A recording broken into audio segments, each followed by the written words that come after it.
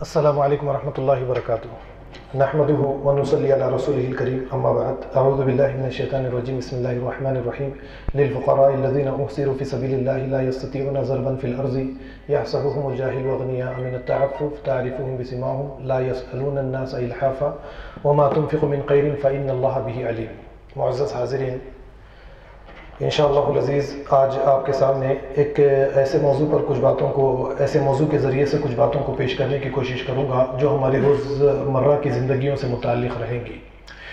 یہ جو پچھلا خطبہ جمعہ گیا ہے جلپلی میں وادی ہدا میں جو مسجد ہے، وہاں پر اس خطبہ جمعہ کے موقع پر میں نے یہ باتیں اس موضوع سے کچھ باتیں پیش کرنے پیش کی تھی، لیکن اتفاق سے کیمرہ تو ہم لے کر گئے، ریکارڈنگ یہ بیان نہیں ہو سکا، تو میں نے ارادہ کیا کہ دوبارہ جو بھی باتیں ذہن میں آئے انہیں بیان کر کے ان باتوں کو ریکارڈ کر لیا جائے، کیونکہ الحمدللہ بہت سارے لوگوں نے یعنی اس بیان کے بعد میں تعریف کی اور یہ کہا کہ ایک بہترین کانسیپٹ ہے جس کے ذریعے سے ہماری فکر، ہمارے ذہن کو تبدیل کیا گیا ہے الحمدللہ۔ تو جس موضوع سے اہم باتوں کو آپ کے سامنے پیش کروں گا اسے ہم بڑا ہی نیکی کا کام سمجھتے ہیں، جسے قرآن نیکی تسلیم نہیں کرتا ہے نیکی تسلیم جب اس کی ضرورت ہو۔ جہاں پر ضرورت نہیں ہے اس کو اللہ رب العالمین نیکی تسلیم نہیں کرتے، لیکن ہم اسے ایک بڑا ہی نیکی کا کام تسلیم کرتے ہیں۔ اب آپ دیکھیے، اس سے میری مراد کہ ہر اس برقع پہنی ہوئی عورت کو صدقہ خیرات زکوٰۃ دے دینا، ہر ٹوپی کرتا پیجامہ پہنے ہوئے مسلمان کو صدقہ خیرات زکوٰۃ نیکی کے نام پر دے دینا، ثواب حاصل کر لینا، اس کو ہم اللہ کی نظر میں یعنی ایک بڑا بہترین کام ہے، کیونکہ اللہ تعالیٰ نے صدقہ کرنا، خیرات کرنا، چیریٹی کرنا، زکوٰۃ ادا کرنا اس کا حکم دیا ہے۔ ہم بس اتنی ہی باتوں کو جانتے ہیں۔ قرآن کریم کے ذریعے سے چند باتیں آپ کے سامنے پیش کروں گا۔ سب سے پہلی تو بات آپ یہ ایک اچھی طریقے سے یاد رکھ لیجئے کہ نبی کریم صلی اللہ علیہ وسلم جس وقت مکۃ المکرمہ میں آپ کو نبی بنایا گیا، یا آپ کے نبی بنائے جانے سے پہلے آپ اچھی طرح سے جانتے ہیں کہ غلاموں کا ایک دور تھا، غلام ہوا کرتے تھے، باندھی ہوا کرتے تھے۔ تو اس موقع پر آپ قرآن کریم کے اوراق کو خالی پلٹتے جائیے، غور کیجئے، تدبر کیجئے، تفکر کیجئے، آپ کے سامنے ایک بات واضح ہوتی چلی جائے گی۔ چھوٹی موٹی غلطی پر بھی اللہ رب العالمین نے فرمایا کہ غلام کو آزاد کرو، غلاموں کو آزاد کرو۔ یعنی روزے کے مسئلے میں کوئی گڑبڑ ہو گئی، غلام کو آزاد کرو، قسم کھا کے ٹوٹ گئی، غلام کو آزاد کرو، کچھ چھوٹا موٹا کام ہو گیا، غلاموں کو آزاد کیا جائے۔ تو آپ غور کیجئے کہ اللہ رب العالمین نے یعنی تاکید کی ہے اور صحابہ کرام کو، اہل ایمان کو اس بات کی بار بار تعلیم دی ہے کہ غلاموں کو آزاد کیا جائے۔ بڑا نیکی کا کام قرآن کریم کے ذریعے بتایا گیا ہے۔ اب آپ غور کیجئے کہ جب یہ سسٹم شروع کیا گیا غلاموں کو، باندھیوں کو آزاد کرنا، تو اس کے بعد میں آج آپ کو دنیا میں کہیں پر بھی کسی خطے میں، کسی ملک میں آپ کو کہیں پر بھی غلاموں کا سسٹم نظر آتا ہے؟ نہیں آتا ہے۔ تو اب ایک نیکی حاصل کرنے کا ذریعہ تو ختم ہو گیا، اب کہیں پر بھی کوئی غلام باقی نہیں رہے۔ تو اب آپ ذرا غور کیجئے کہ اللہ رب العالمین کا یہی مقصد تھا، صدقہ خیرات زکوٰۃ کے ذریعے سے غریبوں، مسکینوں، یتیموں، بیواؤں، مسافروں اور مریضوں کی، مقروضوں کی تم ایسی مدد کرو کہ یہ دنیا سے ختم ہو جائے۔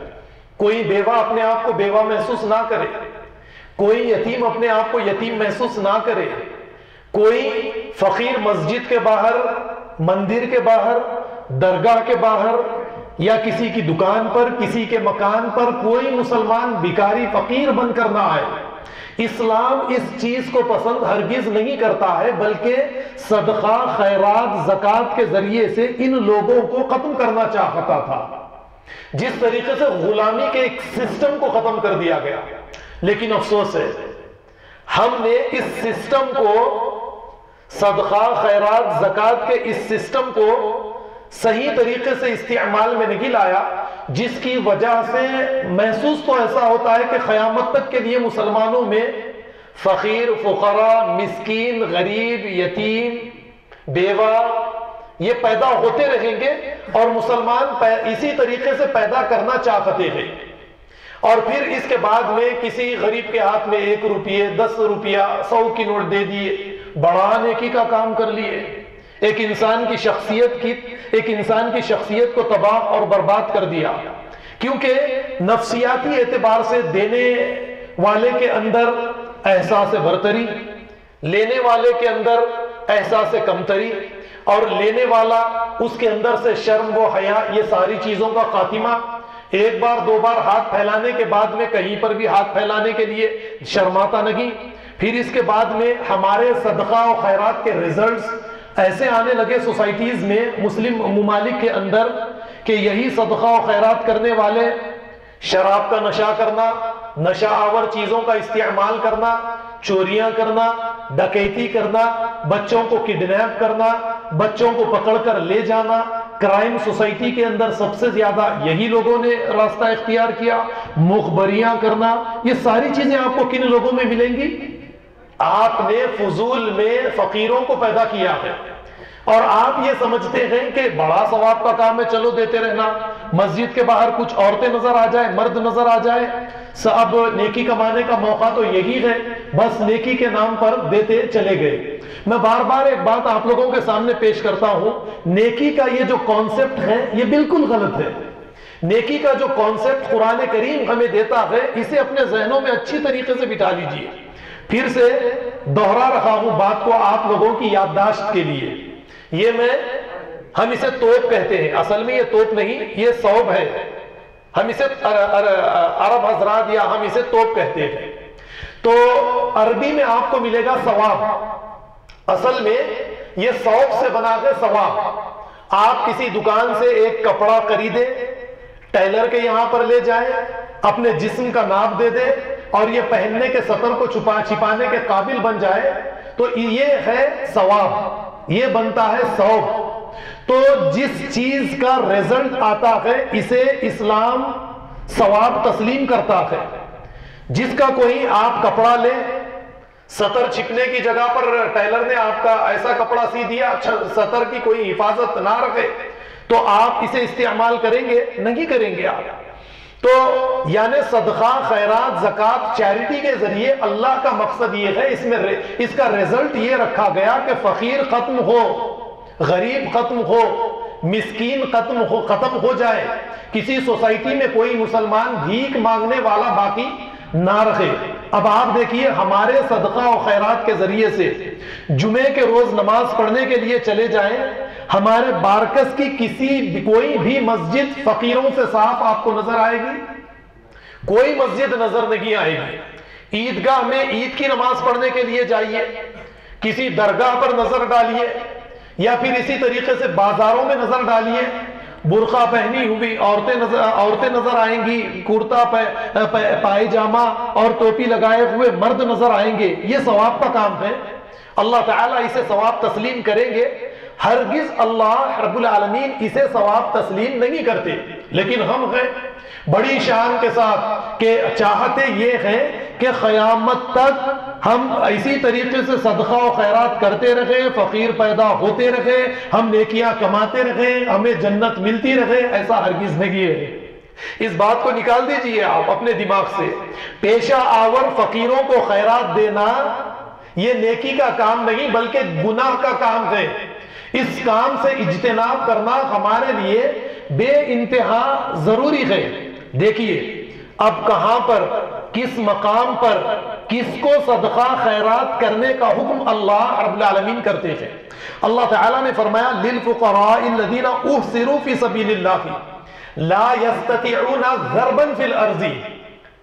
وہ فقراء جو اللہ کے دین کو، اللہ کے اس نظام کو قائم کرنے کے لیے رات اور دن جد و جہد کرتے ہیں، اور اس جد و جہد کی وجہ سے ان کو وقت نہیں ملتا تجارت کرنے کا، کمانے دمانے کا، لیکن ان کی نیت یہ ہوتی ہے کہ سرمایہ دارانہ نظام ختم ہو اور اسلامی نظام اس کی جگہ نافذ ہو جائے، غریبوں کی ہمیشہ مدد ہو۔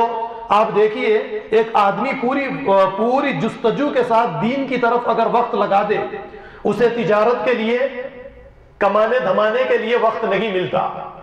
اللہ تعالیٰ یہی فرماتے ہیں کہ وہ فقراء ہیں جنہوں نے دین اسلام کو غالب کرنے کے لیے، دین کے نظام کے قیام کے لیے، اس کے استحکام کے لیے اپنے رات اور دن کو لگا دیا ہے، یہ فقراء ہے۔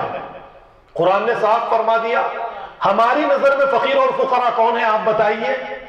ہر وہ فقیر ہے، مثال کے طور پر دیکھیے، میں خود ایسے میری والدہ کے وقت سے، والد کے وقت سے جو صدقہ و خیرات مانگتے آتے تھے، آج بھی وہ صدقہ و خیرات مانگتے ہیں۔ ان کے بیٹے، ان کے نواسے، ان کے پوتے صدقہ و خیرات، یعنی یہ خاندانی بھکاری ہے۔ ہاں ہمارے والدین سے غلطی ہو گئی، ان کو علم نہیں تھا ان چیزوں کا، لیکن ہمیں تو یہ جاننا چاہیے کہ ہم کس طریقے سے لوگوں کی شخصیات کو خراب کرتے چلے جا رہے ہیں، اس سے ہمارا کتنا نام خراب ہوگا۔ یہاں پر اللہ نے فرمایا کہ ان فقراء کے لیے صدقہ، خیرات، زکوٰۃ، چیریٹی ان لوگوں کے لیے ہے جو دین کے نظام کے قیام اور استحکام کے لیے جد و جہد کرتے ہیں۔ اور پھر آگے یہی فرمایا یحسبوہم الجاہل اغنیاء من التعفف، لیکن ناواقف افراد یہ کسی سے خیرات نہیں مانگتے، کسی کے آگے ہاتھ نہیں پھیلاتے، کسی سے سوال نہیں کرتے، اتنے خوددار ہوتے ہیں۔ تو ناواقف افراد ان کے نام مانگنے کی وجہ سے انہیں نہیں پہچانتے ہیں۔ تعرفهم بسماهم لا يسألون الناس الحافا، لیکن کم سے کم ان کے چہرے تو دیکھو، ان کی اندرونی کیفیت ان کے چہروں سے ظاہر ہوتی ہے، یہ دیکھ کر تو سمجھ جاؤ یہ سوال نہیں کرتے، یہ خوددار ہے، شرم و حیا والے انسان ہیں، یہی حقیقی فقراء ہے۔ ان کو تلاش کر کے ان کی مدد کرو، ایسوں کی مدد ہرگز مت کرو۔ اور پھر آگے اللہ نے فرمایا لا يسألون الناس الحافا، یہ لوگوں کو پکڑ پکڑ کر مجبور نہیں کرتے، ان سے چمٹ کر ان سے سوال نہیں کرتے۔ وما تنفقوا من خیر فإن اللہ به علیم، تم جو کچھ بھی خرچ کرو گے اللہ رب العالمین اسے بہتر جانتے ہیں۔ صاف بتا دیا گیا کہ فقراء کون ہے، لیکن ہم نے کن لوگوں کو آج فقیر بنا دیا ہے، کن لوگوں کو ہم نے غریب سمجھ لیا ہے۔ اب آپ دیکھیے جیسا نبی کریم صلی اللہ علیہ وسلم کی خدمت میں کوئی آدمی آتا ہے، سوال کرتا ہے یا رسول اللہ صلی اللہ علیہ وسلم میرے لیے مال، میں مجبور ہوں، مجھے مال کی ضرورت ہے۔ اللہ کے نبی نے اسے دیکھا کہ ہٹا کٹا ہے، اللہ کے نبی نے صحابہ سے کہا کچھ پیسے ہیں کسی کے پاس؟ پیسے ملے، کہا ایک کلہاڑی خرید کر لاؤ، کلہاڑی لی، ہاتھ میں دی اور کہا جنگل کو جا لکڑیاں کاٹ کر لا۔ مانگنے والے یعنی ایسا ہاتھ اللہ کی نظر میں بہتر نہیں ہے، ایسا ہاتھ اللہ کی نظر میں بہتر ہے۔ کئی حدیثیں آپ کو اس معاملے میں ملیں گی۔ تو اللہ کے نبی صلی اللہ علیہ وسلم نے منع فرما دیا ہے۔ اب اس کے بعد میں ہماری اپنی ذمہ داری، جیسا میں نے کچھ مسئلے خطبہ جمعہ کے موقع پر اٹھائے، برما کے مسلمان ہجرت کر کے جب برما میں ان پر ظلم کیا گیا تو ہندوستان ہجرت کر کے آئے، ہمارے شہر حیدرآباد ہجرت کر کے آئے۔ اس وقت میں نے دیکھا کہ میں خود بھی اس کام کے اندر جڑا تھا، اور یعنی ہمارے حیدرآباد کے خیراتی ادارے آگے آئے اور کئی افراد انفرادی طور پر آگے آئے، اجتماعی طور پر آگے آئے، بس ان کے ہاتھوں میں مال دینے لگے، کپڑا دینے لگے، اناج دینے لگے، لیکن جو اصل کام ان کے لیے کرنا چاہیے تھا اس کام کو انجام نہیں دیا۔ ان کے لیے تعلیمی ادارے قائم کرتے، وہی پیسہ جمع کر کے ان کو کوئی کام کاج سکھانے والے ادارے قائم کرتے تاکہ یہ خود اپنے پیروں پر کھڑے ہو سکے۔ اس کا نتیجہ اتنا برا نکلا، ہم نے آگے چل کر دیکھا کہ یہ چوریاں کرنے لگے، ان کی شخصیات کو ہم نے خود خراب کیا، لیکن پھر بھی الحمدللہ بعد میں آگے جا کر یہ اپنے پیروں پر کھڑے ہو گئے، خود محنت کرنے لگے۔ آج الحمدللہ انہوں نے شہر حیدرآباد کے اندر ایک اچھا مقام بنا لیا ہے۔ تو ایک یہ بڑا مسئلہ تھا، اس مسئلے کو ہم نے حل کرنے کے بجائے ہم نے کیا کیا، روپیہ پیسہ انہیں گھر بٹھا کر جو دینا شروع کیا، اس کے ذریعے سے ان کی شخصیت خراب ہونے لگی، ان کے اندر احساس کمتری، ہمارے اندر احساس برتری، اور یہ چیریٹی کرنے والے آگے آتے ہیں، خلیج سے چیریٹی آتی ہے، اس کا کبھی صحیح استعمال نہیں ہوتا۔ میں اچھی طریقے سے جانتا ہوں کہ جہاں کہیں پر بھی جیسے برما سے کچھ لوگ آ جائے، سیلاب آ جائے، طوفان آ جائے، کوئی آفت آ جائے، تو یہ خیراتی ادارے لوگوں کو اپنی تجارت کا ذریعہ بنا کر ان کو شو کرتے ہیں دنیا کے سامنے۔ یہ ایک کاروبار ہے، کمرشل ایک تجارت ہے، کرنے کے کچھ اور کام کاج ہے، کچھ اور کام کاج کرتے ہیں۔ تو یہ برما کے لوگوں کا ایک مسئلہ تھا۔ اب اس کے بعد میں آپ دیکھیے کہ سیلاب کا مسئلہ آیا، بالاپور کا تالاب، شاہین نگر کا تالاب، جلپلی کا تالاب، اور اس موقع پر جو سیلاب آیا بابا نگر کے گھروں کو تباہ کیا، گٹے پر تباہی مچائی گئی، گٹے پر تباہی مچی، ہمارا یہ قریب جو نبیل کالونی وغیرہ وغیرہ گرین سٹی، اس موقع پر بھی آپ ذرا غور کیجئے کہ ہم مسلمانوں نے کیا کیا، وہی کام جو ہم نے اپنے باپ دادا کو کرتے ہوئے دیکھ لیا تھا۔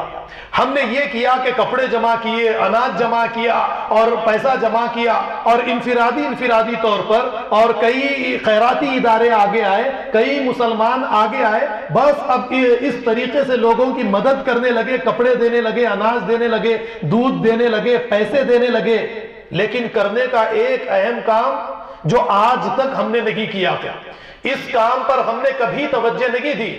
شاہین نگر میں عثمان نگر ہے، آج تک ہمارے اس خیراتی عمل کے ذریعے سے عثمان نگر کے لوگوں کا مسئلہ حل ہوا، ان کے مکانات آج بھی پانی کے اندر موجود ہیں، اس مسئلے کو حل نہیں کیا گیا۔ اب ذرا سا آپ سوچیں کہ اگر یہی پیسہ ہم ایک جگہ پر سارے کے سارے حیدرآباد کے لوگ، ہندوستان سے، خلیج سے، دوسرے ممالک سے، جہاں کہیں سے بھی یہ مدد ہمیں آ رہی تھی، ایک جگہ پر جمع کر لیتے اور اس مدد کے ذریعے سے 1 ایکڑ 2 ایکڑ زمین خرید لیتے، اور ان عثمان نگر کے لوگوں کے لیے پکے مکانات، اگر یقین مانیے اس سے زیادہ رقم ہم مسلمانوں کے ہاتھ میں آئی، لیکن ہم نے ایسا نہیں کیا۔ ہمیں اپنی انفرادی طور پر اپنی شخصیت کی نام نمود نمائش ہمیں کرنی تھی۔ ہمیں رزلٹ سے لینا دینا کیا ہے؟ ہمیں رزلٹ سے کچھ لینا دینا نہیں ہے۔ تو اگر یہ کام ہم کر لیتے تو کم سے کم ان کا ایک بڑا مسئلہ حل ہو جاتا۔ لیکن میں جیسا کہتا ہوں کہ جو بات میں نے آپ کے سامنے رکھی، ہمیں صدقہ، خیرات، چیریٹی کے ذریعے ثواب کمانا ہے، نیکی ہمیں کمانا ہے، تو اس طریقے سے نیکی کا مقام ہم ہرگز حاصل نہیں کر سکتے۔ اب اس کے بعد میں دیکھیے، نیکی حاصل کرنا ہے، سوسائٹی میں کوئی مسجد کو رمضان المبارک آ جائے، کلر کرانا، غالین لگانا، اے سی لگانا وغیرہ وغیرہ نیکی کا کام ہے۔ قرآن کریم سورہ توبہ دیکھیے، قرآن کریم نیکی کسے کہتا ہے؟ سب سے پہلے اس پر آپ غور کیجئے، اجعلتم سقایت الحاج وعمارت المسجد الحرام کمن آمن باللہ والیوم الآخر لا یستعون عند اللہ وجاہد فی سبیل اللہ، یا فی سبیلہ آیا ہے۔ تم نیکی اسے سمجھتے ہو، حج کرنے کے لیے، عمرہ کرنے کے لیے جو مسلمان خانے کعبہ کو آتے ہیں، ان کو کھانا کھلا دینا، زمزم کا پانی پلا دینا، یا مسجد حرام کو رنگ کر دینا، اس کی تزئین کر دینا، اس کی صفائی کر دینا، اس میں غالین بچھا دینا، جہاں جس چیز کی ضرورت ہے اسے وہ لگا دینا۔ اللہ نے فرمایا ہرگز ایسا نہیں ہے۔ یہ نیکی کہا، اسے تم نے نیکی کیسے بنا لیا؟ اللہ نے فرمایا لا یستعون عند اللہ، یہ نیکی کا کام اللہ کے یہاں پر نہیں ہے۔ نیکی کا کام یہ ہے کہ پہلے ایمان لاؤ اللہ پر، اور اللہ پر ایمان لانا کیا ہے؟ اللہ نے جو نظام دیا ہے، اس نظام کے قیام و استحکام کے لیے جد و جہد کرنا، کوشش کرنا، یہ اللہ پر ایمان لانا ہے۔ فی سبیل اللہ کیا ہے؟ فی سبیل اللہ 1 روپیہ دینا ہے، فی سبیل اللہ 10 روپیہ دینا ہے۔ تصریف آیات کے ذریعے ذرا غور کیجئے، قرآن کریم فی سبیل اللہ کسے بتاتا ہے؟ فی سبیل اللہ، اللہ کے نظام کے قیام کے لیے کوشش کرنا، یہ فی سبیل اللہ ہے۔ تو یہاں پر فرمایا تم سمجھتے ہو نیکی، ہم تسلیم نہیں کرتے اسے نیکی۔ اب اس آیت کو رکھ کر مسجد حرام کی اہمیت اور فضیلت زیادہ ہے یا ہماری سوسائٹی میں جو مساجد ہے اس کی فضیلت اور اہمیت زیادہ ہے؟ سب سے پہلی مسجد مسجد حرام، اس کے بعد مسجد نبوی، پھر مسجد اقصی۔ تو پہلی ہی مسجد کو سامنے رکھ کے بتا دیا لا یستوون عند اللہ، اور پھر آگے فرمایا وجاہد فی سبیل اللہ۔ اصل نیکی کا کام یہ ہے کہ اللہ کے نظام کے لیے کوشش کی جائے، اللہ کے نظام کو قائم کرنے کے لیے کوشش کی جائے۔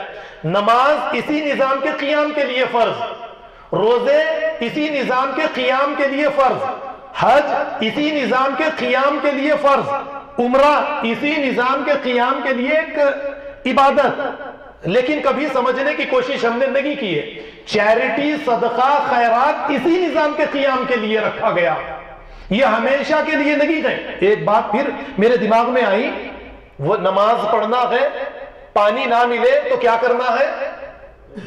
تیمم کرنا ہے پاک مٹی کے ذریعے سے۔ پانی مل گیا تو تیمم، پاک مٹی کی کوئی ضرورت نہیں ہے۔ ٹھیک اسی طریقے سے صدقہ و خیرات، زکوٰۃ ہے۔ اب ہر سال رمضان کا مہینہ ہے، زکوٰۃ نکل رہی ہے، فقیر جو فقیر کو دیا جا رہا ہے مرتے دم تک اس کو دیا جا رہا ہے، فقیر کا فقیر وہ باقی رکھے، یہی ہماری کوشش ہے۔ لیکن آپ دیکھیے اسلام یہ ہرگز نہیں چاہتا ہے، اسلام آپ سے کہتا ہے کہ یہ طریقہ نہیں چلے گا۔ جس طریقے سے تیمم ایک وقتیہ طور تک کے لیے ہے، اسی طریقے سے یہ زکوٰۃ خیرات یہ لوگوں کی حد تک کے لیے ہے۔ جب فقیر ختم ہو جائے تو دوسرے کام کاج کے لیے اس مال کو خرچ کرو، تعلیمی ادارے قائم کرو، فری ہاسپٹلز قائم کیے جائیں، یونیورسٹیز قائم کی جائیں، یا پھر اسی طریقے سے کوئی اور ادارے قائم کیے جائے جس کے ذریعے سے امت ترقی کرے۔ جہاں کی وہاں پر امت کو چھوڑ کر رکھنا۔ میں کاروبار کرتا ہوں، میرا کاروبار روز بروز اگر ترقی کرتا ہے تو میں اسے آگے لے جاتا ہوں۔ میں کاروبار کرنے کے بعد اگر نیچے آؤں تو مجھے سوچنا پڑے گا بند کی دکان بند کرے، دوسرا کام شروع کرے۔ پھر زکوٰۃ خیرات کے ذریعے 100 آدمی تھے، دوسرے سال 200 ہو گئے، 500 ہو گئے، تو آپ کیسے آگے بڑھائیں گے؟ آپ کو سوچنا چاہیے، فکر کرنی چاہیے کہ کہیں نہ کہیں پر کچھ غلطی ہم سے ہو رہی ہے۔ ایک سال میں 100 تھے تو دوسرے سال 50 ہو جائے، تیسرے سال 25 ہو جائے، چوتھے سال 10 ہو جائے، پھر اس کے بعد ختم ہو جائے۔ ہمارا یہی زکوٰۃ کا مال، صدقے کا مال، خیرات کا مال کسی اور جگہ پر کام کاج میں آئے، یہ ہے نیکی۔ اسی کو نیکی تسلیم کیا جائے گا۔ قرآن اسی کو مانتا ہے۔ اسی لیے اللہ کے نبی صلی اللہ علیہ وسلم کا ارادہ صدقہ خیرات زکوٰۃ کے ذریعے فقیروں کو